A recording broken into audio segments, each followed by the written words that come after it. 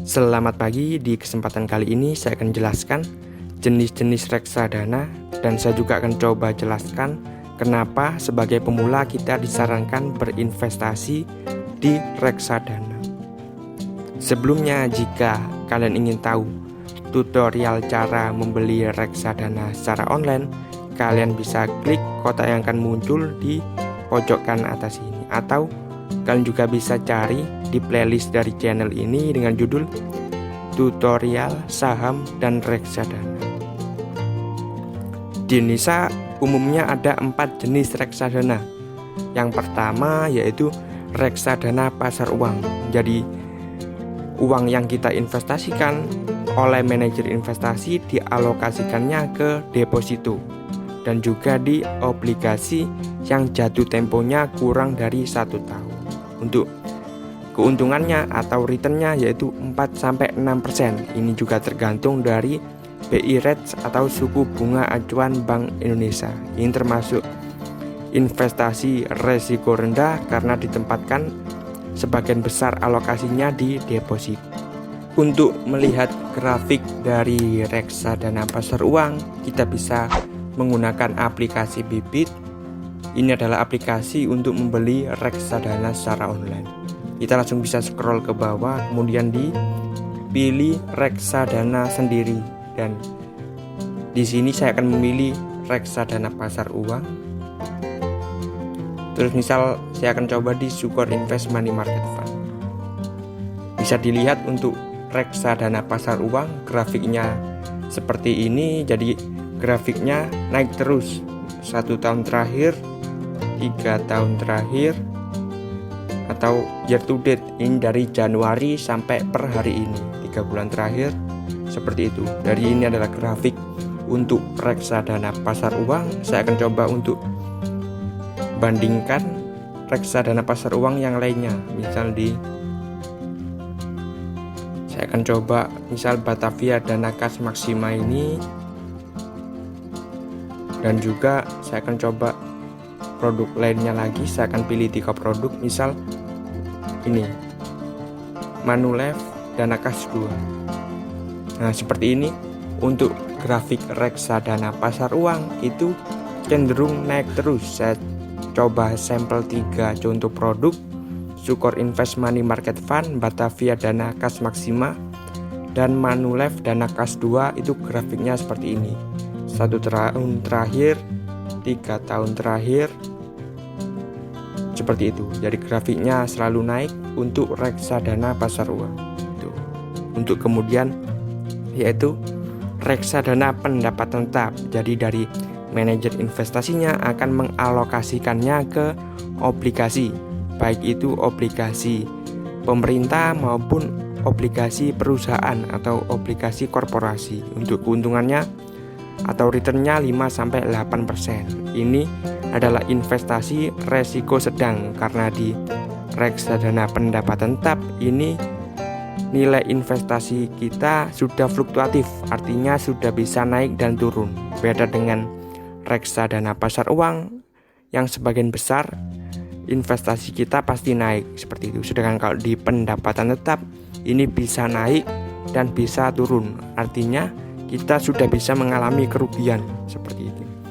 Ini adalah grafik dari reksadana pendapatan tetap atau reksadana obligasi. Jadi beda dengan reksadana pasar uang, di sini sudah ada fluktuasi.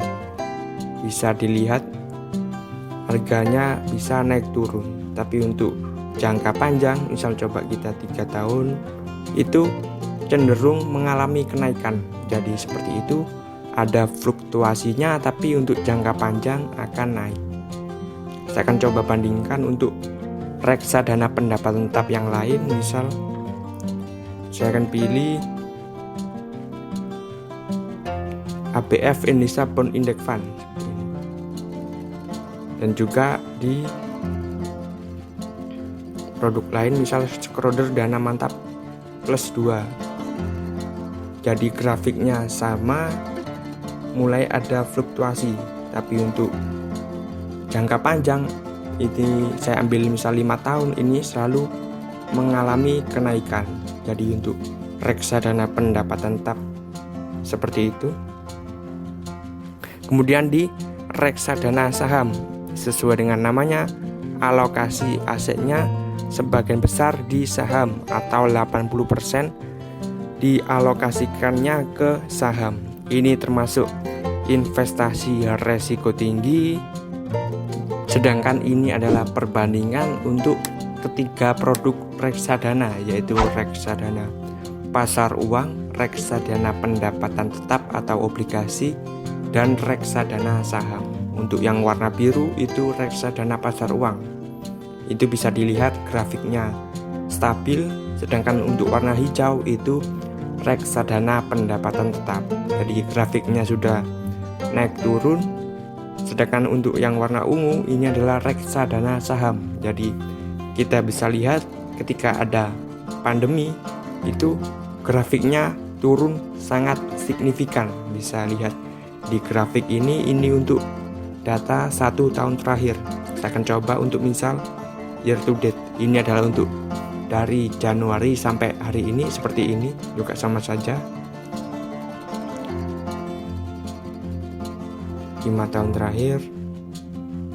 Nah, bisa dilihat untuk meskipun dalam 1 tahun terakhir nilainya sangat turun, tapi untuk jangka panjang, misal untuk 5 tahun, bisa dilihat untuk yang grafik warna ungu, reksadana saham lebih menguntungkan daripada reksadana pasar uang yang warna biru dan reksadana pendapatan tetap yang warna hijau. Untuk investasi jangka panjang 5 tahun, untuk 3 tahun juga seperti ini, masih lebih menguntungkan di reksadana pendapatan tetap karena grafiknya sangat turun ketika terjadi pandemi. Saya juga pernah buatkan video hasil investasi reksadana saham saya setelah penetapan PSBB Jilid 2. Jadi sebelum penetapan tersebut saya mendapatkan keuntungan sekitar 100.000 dan setelah penetapan keuntungan saya tinggal 5.000 rupiah. Kalian bisa cek di video saya yang berjudul hasil investasi reksadana pasca penetapan PSBB Jilid 2 Jakarta. Terus kemudian yaitu reksadana campuran. Sesuai dengan namanya, ini adalah perpaduan. Jadi dari manajer investasinya mengalokasikannya bisa ke deposito, bisa juga ke obligasi, dan juga bisa ke saham. Seperti itu. Terus kenapa kita berinvestasi di reksadana? Alasan yang pertama yaitu modal yang kecil. Kita bisa berinvestasi dengan modal kecil. Kita bisa lihat misal produk reksadana pasar uang dari Sukor Invest Money Market Fund. Ini untuk minimal pembeliannya yaitu 100.000. Kita bisa mulai dengan 100.000. Misal kita coba bandingkan ketika kita berinvestasi ke deposito. Misal di deposito Bank BRI itu minimal investasinya yaitu 10 juta. Kita bisa membuka deposito di Bank BRI itu minimal 10 juta. Sedangkan kalau di reksadana kita bisa mulai dari 100.000. Kemudian juga di obligasi, misal saya akan coba contoh di ORI 017. Ini untuk minimal pemesanannya itu 1 juta. Jadi untuk berinvestasi di ORI produk 017 itu minimal 1 juta. Untuk produk lainnya juga bisa 5 juta, bahkan ada yang kelipatan 10 juta, seperti itu. Kemudian kalau di saham ini tergantung perusahaan yang akan kita beli. Misal saya akan coba tampilkan, misal di Bank BNI atau Bank BNI itu minimal investasinya atau sekali beli kita harus mengeluarkan uang sekitar 500.000, seperti itu. Jadi kalau misal kita ingin berinvestasi atau membeli saham Bank BNI, sekali beli kita harus menyiapkan 500.000. Sedangkan kalau di reksadana tadi kita bisa mulai di 100.000 untuk produk reksadana sahamnya. Untuk misal bank lainnya, misal Bank BCA, itu bahkan harganya jauh lebih besar daripada Bank BNI, yaitu 3 juta untuk sekali beli. jadi ini lebih mahal lagi. Jadi untuk pemula atau untuk pelajar dengan modal yang sedikit, kita berinvestasinya di reksadana. Saya juga sudah jelaskan perbedaan tabungan bank dengan reksadana pasar uang, tabungan atau deposito Bank BCA dengan reksadana pasar uang, dan juga obligasi seri SR013 dengan reksadana pendapatan tetap. Saya sudah jelaskan di video-video tersebut perbandingannya seperti apa ketika kita berinvestasi di reksadana dengan produk deposito, bunga tabungan maupun di obligasi. Kalian bisa cek di video-video saya sebelumnya tentang reksadana pasar uang dan reksadana pendapatan tetap. Jika ada masukan, saran, dan yang lainnya bisa disampaikan di bawah.